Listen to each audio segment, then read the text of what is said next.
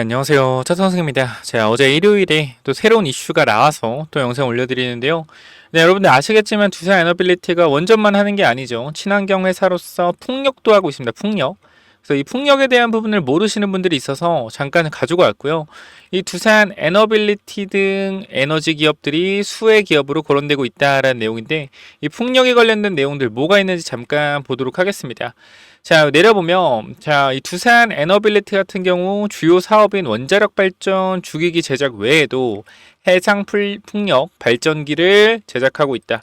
이 회사가 자체 개발한 이 두산 205 8MW는 국내 설치 기준 최대 용량인 8메가와트 규모다. 자, 10메가와트 용량인 해상 풍력 발전기 모델도 상용화 막바지에 다다랐다.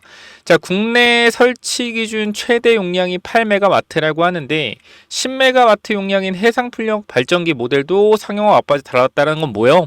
앞으로 이 신정부에서 이 해상 풍력 발전에 관련된 부분들에 대한 모멘텀이 발생되면 이게 뭐가 된다? 두산 에너빌리티도 바로 이 호재 반영이 될 가능성이 있다라는 거죠. 간단하게 보시면 이렇게 보면 돼요. 뭐요? 기대감. 추가적인 기대감에 대한 부분들도 우리가 생각을 해야 된다라는 겁니다. 자, 요거 체크 한번 해주시고요. 자, 그래서 우리가 보게 되면 이 해상 풍력 발전기 완제품을 만드는 국내 기업이 유니슨과 두산 에너빌리티 두 기업밖에 없다는 것도 호재로 예상하게 만드는 대목이다라는 내용이 있죠. 자, 그럼 우리가 봐야겠죠, 직접. 두산이 풍력을 하고 있었나? 그래서 이 부분들을 우리가 뭐로 볼 수 있어요? 보고서를 들어가서 풍력에 관련된 부분들을 검색을 해보면 된다라는 겁니다. 어렵지 않죠. 그렇기 때문에 이 내용들이 뭐가 있는지 볼게요. 자, 두산 에너빌리티 사업의 개요에 뭐가 나온다? 자, 발전 설비 산업은 원자력 설비, 복합 화력 설비, 태양광 비슷하게 또 화력 설비도 있네요. 자, 그래 보세요. 해상 풍력 발전기 등으로 구분된다. 자, 여기 보면은 해상 풍력 발전 설비 산업은 블레이드, 발전기 및 이를 구동하기 위한 각종 기계 전기 장치류를 설계, 제작, 조립하여 공급하는 산업입니다. 근해 또는 원해에 거친 환경에서 운전되는 특성상 고도의 기술적 신뢰도가 요구되는 산업이다라는 거예요. 뭐요? 해상 풍력 발전기 한다라는 거죠. 그래서 더 읽어보도록 하겠습니다. 자, 풍력 터빈 기자재 관련된 부분을 하고 있는데요. 실적이 얼마 되지는 않아요. 사실상 지금 풍력에 관련된 부분들을 봤을 때는 얼마요? 거의 없습니다. 그죠? 이 1년에 요 단위가 아마 111메가와트. 그럼 우리가 최대가 아까 8와트라고 했잖아. 8메가와트라 했잖아요. 그럼 1년에 13기 정도 만들 수 있는 부분이겠죠. 이 풍력 터빈 기자재 같은 부분은.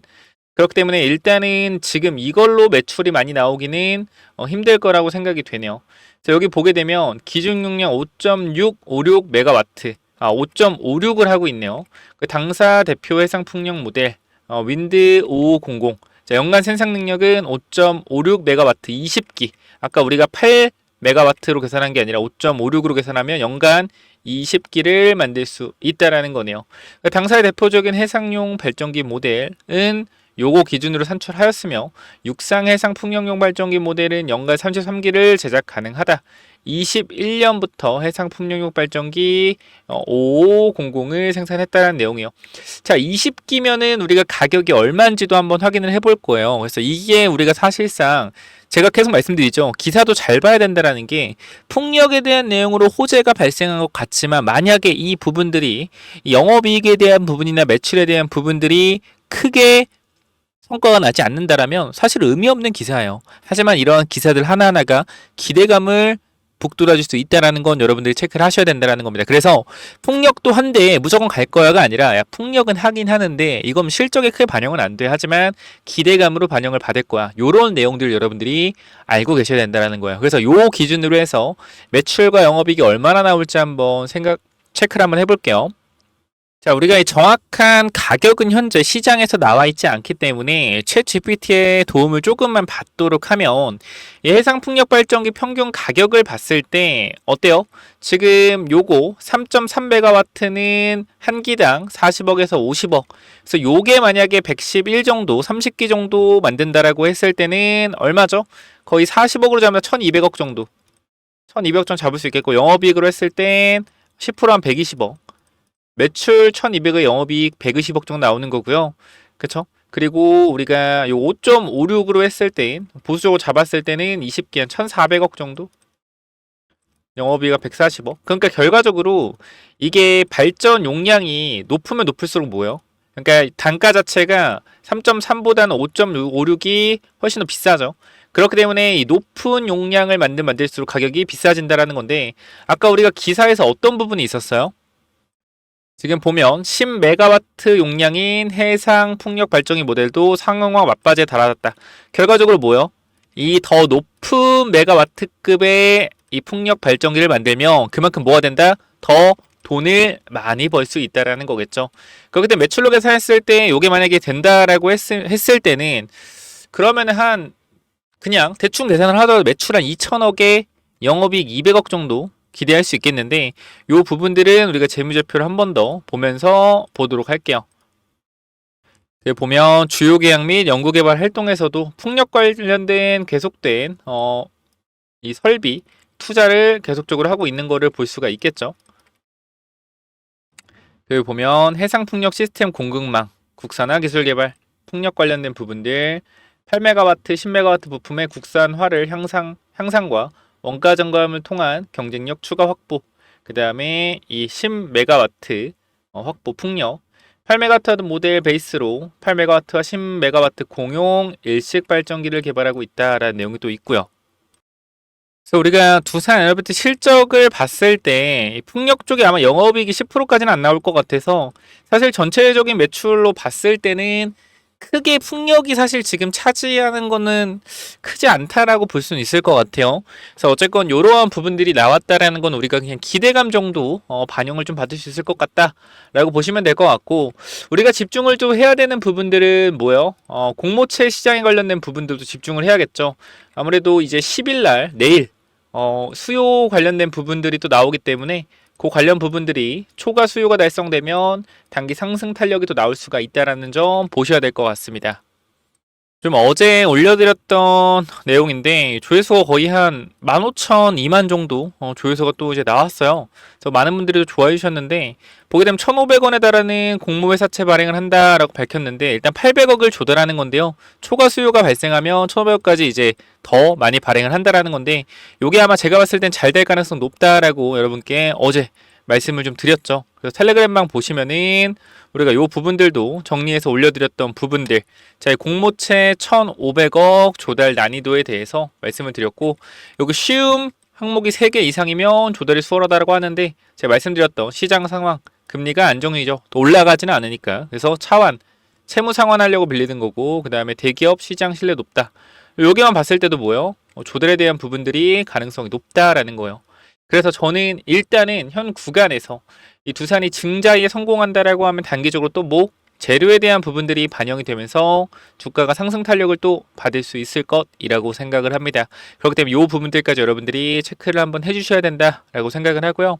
자, 오늘 구간 좀 중요할 것 같아요. 일단은 이 장 막판에 아무래도 주말간 무슨 내용이 나올지 모르기 때문에 요거 8시 즉 7시 40분쯤에 단기적인 뭐요? 하락 흐름이 만들어졌는데 요 부분들 우리가 요 단기적인 하락 흐름들이 오늘 월요일장에서 시작할 때 뭐 5일선에서 5일선을 지켜주면서 흔들지는 모르겠으나 요 부분을 일단 지켜봐야 되는 부분이기 때문에 내가 지금 6월 10일 즉 내일 수요 예측에 대해서 나는 이거 수요 예측 잘 나올 것 같은데 라고 생각을 하신다라고 하면 혹시나 내일 주가가 또 하락을 했을 때 주가가 혹시나 오늘 구간 뭐 조정을 준다라고 했을 땐 기회로 잡을 수가 있겠죠.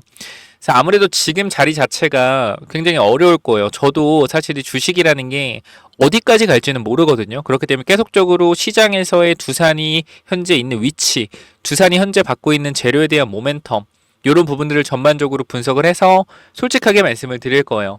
그래서 우리가 제일 중요한 건 이 파동을 그대로 끌고 가서 큰 부자가 돼야 된다라고 얘기하시는 분도 있고요. 또 올라갈 때마다 매도 타점 잡아야 된다라고 하는 사람들도 있죠. 뭐 저도 그런 부류긴 하지만 전체적인 큰 그림에서의 상승 탄력은 유지가 되겠으나 이 상승 탄력에 대한 부분들이 계속적으로 가속화되면서 올라가기에는 시총에 대한 부분도 살짝 어려움이 있습니다. 높아지고 있기 때문에 하지만 우리가 지금 원전에 대한 부분들을 생각한다라고 했을 땐 미국에서 사실상 원전을 계속적으로 강조하는 이유는요. 트럼프가 강조하잖아요. 이 이유는 뭐냐면 이 중국이 지금 태양광 풍력, 이 친환경 관련된 부분들에 있어서 계속적으로 나아가고 있기 때문에 이 중국을 견제하기 위한 수단으로 왜? 아니 미국도 사실 땅이 엄청 넓잖아요. 이 태양광 하면 너무 좋거든. 넓은 땅에 태양광 패널 쫙 설치해가지고 하면 전력 이거 엄청나게 빨아들일 수 있단 말이에요. 그럼에도 미국이 태양광에서 보수적인 이유는 사실상 중국이 하는 산업들에 대해서 미국이 어떻게 보면 계속 거꾸로 가고 있는 거죠. 중국의 산업을 어떻게 죽이기 위해서. 중국의 태양광, 덤핑하고 풍력 이런 부분들. 그리고 또 어떤 부분이 있어요? 전기차 관련된 부분들. 계속적으로 치고 나갈 때마다 미국은 안 해. 안 해. 안 해. 이런 식이란 말이에요. 그래서 오히려 지금 원전 쪽으로 친환경에서 태양광 쪽이 아닌 원전 쪽으로 힘을 싣고 있다라고 보시면 될 것 같아서 아무래도 미중 관련된 부분들이 계속해서 좀 협상이 잘 안 되거나 이런 부분들이 있으면 더욱더 이게 가속화될 거라고 생각을 해서 일단 원전에 대한 부분들은 사실 데이터 센터에 대한 부분들도 있지만 미중 관계에 대해서 이 미국이 태양광을 안 하는 이유 이 중국의 산업을 따라가지 않기 중국이 하는 걸 일단 안 하려고 하죠. 왜? 미국이 결과적으로 그런 태양광을 늘리게 되면 지금 태양광 시장에서 중국이 꽉 잡고 있잖아요. 중국 도와주는 것밖에 안 되니까 안 하려고 하는 거거든요. 그래서 데이터 센터가 필요하면 필요할수록 가장 빨리 가장 빨리 전력을 만들 수 있는 태양광이 필요하긴 필요하지만 요거 중국에 대한 견제 때문에 계속 원전에 대해서 힘을 실을 수밖에 없다. 거기서 빨리 만들 수 있는 SMR에 대한 부분도 가속화될 것이다. 그럼 SMR에 대한 부분 기자재를 만들고 있는 이 두산은 뭐가 된다? 더욱더 이 상승 탄력을 받을 수 있다는 거죠. 그래서 최근에 외국인 매수가 좀 들어온 게 아닌가 싶기도 합니다. 그래서 이 부분들 여러분들한테 강조를 드리면서 내가 지금 현재 이 두산이 앞으로 나올 변동성에 대한 부분들 내가 같이 좀 공부하고 싶다. 이런 부분 내가 몰랐던 부분들 그러니까 무조건 풍력도 한다. 두산이 풍력도 하니까 무조건 호재다. 이렇게 보는 게 아니에요. 호재지만 이 시장에서 나올 수 있는 매출에 대한 한계성이 단기적으로 있잖아요. 그죠? 결과적으로 그리고 증설에 대한 계획도 있는지 봐야 된단 말이에요. 응? 풍력에 대해서 증설에 대한 계획이 있는지도 우리가 전부 다 봐야 돼. 왜냐면 우리가 봤을 때 SMR에 대한 부분들은 나와 있잖아요. 증설을 하겠다고. 보시면은 이쪽에 SMR에 대한 부분들 두산 에너빌리티 보면 자, 이 투자 계획, 투자액, 그죠? 예상 투자액 있잖아요. 뭐 소프트웨어, 구축물 비품, 뭐 건물 기계 장치, SMR 설비 투자. 그렇죠? 그럼 여기 보면 이 풍력에 관련된 부분들이 비용이 크지가 않아요. 그러면은 풍력은 단기적인 거고 진짜 메인은 계속적으로 원전 SMR을 봐야 된다라는 거예요. 그래서 풍력에 대한 이슈로 주가가 반등이 나오거나 이러면 저거는 그냥 단기적인 반등이겠거니 하시면 된다라는 거죠. 그렇기 때문에 일단은 우리가 원전에 대해 집중을 하고 이 뉴스를 거를 뉴스는 거르고 그죠? 우리가 얻어갈 뉴스는 얻어가자 이렇게 좀 말씀을 드리고 싶습니다. 아까 우리가 요 부분도 마찬가지 이 안 좋은 내용들도 있긴 해요.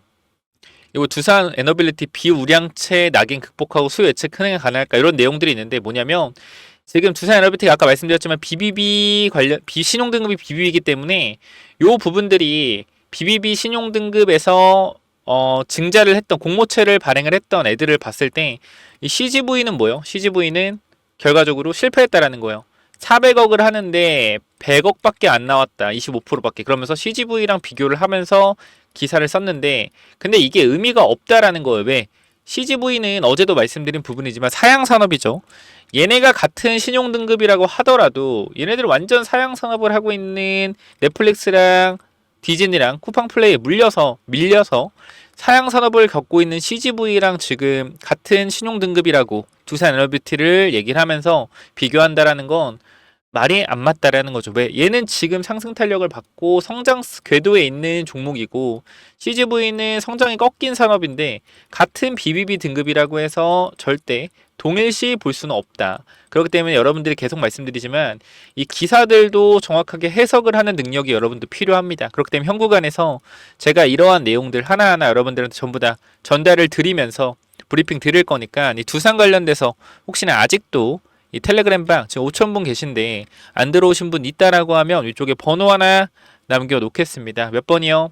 010-9201 6329 이쪽으로 뭐라고 남기면 돼요? 간단하게 두산이라고 남기시면 이제 월요일부터 금요일에 장중에 계속 변동성 생기겠죠.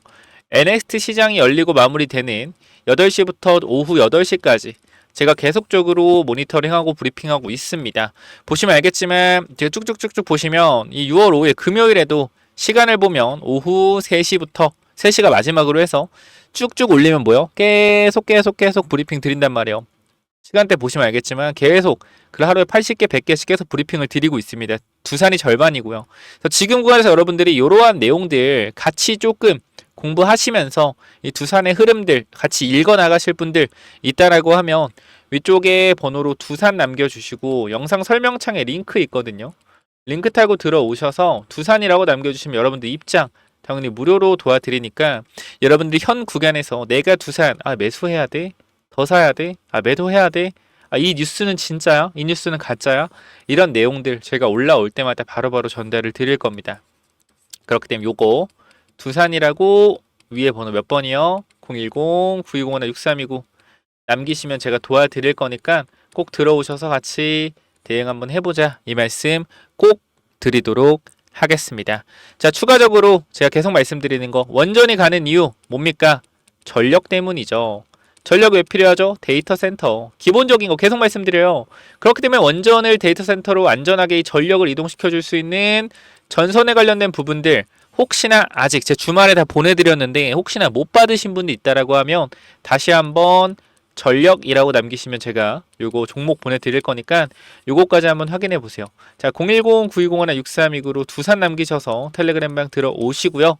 추가적으로 이 전력 관련된 히든 종목은 또 뭐냐면은 자, 이 전선주 히든 종목이 뭐냐면은 자, 우리가요 여러분들 이 지금 왜 전선주를 봐야 되는지 조금 말씀을 드리는 이유가 사실 원전주가 지금 올라가고 있잖아요. 그쵸? 원전주가 굉장히 많이 올라가고 있는데 우리가 두산 에너빌리티에 근본적으로 이 17,000원에서 18,000원에 계속적으로 투자했던 이유는 하나예요. 이 데이터 센터에 대한 AI 관련된 전력 소모 이 부분 때문에 사실상 우리가 원전을 투자를 하는 건데 원전 투자 아이디어가 어떻게 왔냐면은 처음에 우리가 24년도 4월 즉 2, 3월쯤에 전선주가 엄청나게 급등을 했어요. 이 당시에. 근데 우리가 생각을 해봤을 때 전선주가 왜 급등을 했냐면 AI 시대에서 사실상 이 전력 관련된 부분들이 중요한데 이 노후화된 인프라 전선으로 인해서 이 전력을 만드는 발전소에서 A 지점까지 가는데 전선이 너무 노후화돼서 초고압 케이블이 아니기 때문에 여기서 전력의 70%가 손실이 발생된다라는 거예요.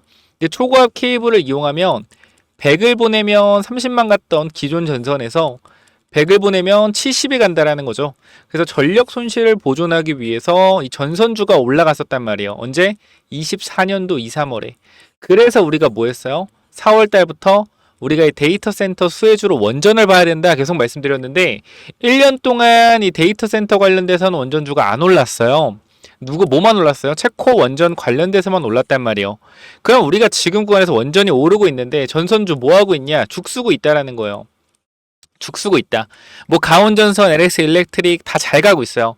제가 여러분께 분명히 일주일 전에도 말씀을 드렸지만 정확히 한 5월 14일에 말씀드렸던 내용인데 자, 우리가 24년도 1월 전선주가 올라가면서 제가 말씀드린 논리는 전선주가 가면 결과적으로 왜 전선주가 가는가? 전력이 필요한데 노후된 인프라 때문에 전력 소모가 심하다. 그래서 뭐 해야 돼요? 그래서 원전이 가야 된다라고 말씀을 드렸고요. 그죠? 지금 5월 원전이 먼저 움직인다. 그럼 이번엔 뭐가 움직여요? 전력을 만든다. 그럼 전력에 대한 손실을 보존하기 위해서 케이블들이 다시 주목을 받을 거다. 전선주 체크해야 된다라는 거예요. 말씀드리고 최근에 가온전선 어떻게 했습니까? 거의 30% 올랐죠. 자, 지금 그러면 여러분들이 지금 전선주를 보기에는 늦지 않았다라고 생각하는데요. 제가 이 전선 관련돼서 완전 완벽한 전선주는 아니지만 전력기기 관련주 하나 좀 말씀을 드리려고 합니다. 자, 여기 보시면은 이 종목인데요. 잘 봐봐요, 여러분들. 계속해서 주가가 내려가는데 최근에 거래량 보여? 최근에 거래량? 추세를 돌려내면서 거래가 터지면서 정고점 매물 흡수했단 말이에요. 최고 거래량 보이시죠? 자, 확대한 건데 이거 보세요. 이게 확대한 거거든요. 어때요? 상한가 이후에 대량 거래로 주가에서 앞에 구간 매물을 잡아준 이후에 뭐요? 눌림목이 발생됐는데 전 고점 구간에서 지지를 받고 있다. 뭔 말입니까? 주가를 슬슬 올려보겠다라는 거죠. 그래서 이 친구, 제가 여러분들한테 이 하이젠 RL의 로봇주 말씀드렸을 때 4배 올라갔단 말이에요. 최근에 바이오 종목 드렸던 거 몇 배 올라갔어요? 2배 올라갔어요. 최근에. 그죠? 뭐요? 진원생명과학. 2주 만에 2배 올라갔습니다. 자, 지금 이 종목 실적도 어때요? 정말 많이 개선이 됐어요. 영업이익이 19억, 1억에 3억에서 작년에 1,100억에 영업이익 60억 달성. 영업이익도 어떻게? 꾸준하게 상승하고 있고요. 이번 분기에 또 영업이익 잘 나왔습니다. 자, 그렇기 때문에 이 전력 관련된 이 회사까지 제가 히든 종목 넣어놨으니까 요 부분들도 여러분들이 꼭 받아가셔서 이 원전은 다음에 올라갈 이 전선 섹터에서도 전력기기 관련주 반드시 받아가시기 바라고요. 요 부분 마찬가지 위에 번호 010-9201-6329 이쪽으로 전력이라고 2글자 남겨주시면 여러분들 당연히 무료로 보내드릴 거니까 이 전선주까지 꼭 받아가시기 바랍니다. 뭐라고요? 위에 번호 010-9201-6329로 전력이라고 남기시면 돼요. 이거 받아가시고요. 자, 여기까지 하고 마무리하겠습니다. 감사합니다.